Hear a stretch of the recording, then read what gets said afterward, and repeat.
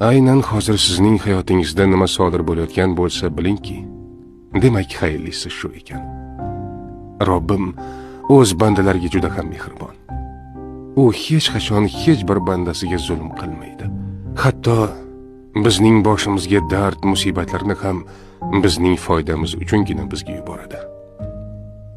Sog'liqni qadriga yetishimiz uchun bir muddat xastalikni, boylikni qadriga yetishimiz uchun faqirlikni, sevganlarimizni qadriga yetishimiz uchun esa biroz yolg'izlikni ta'mini totib ko'rishga to'g'ri keladi.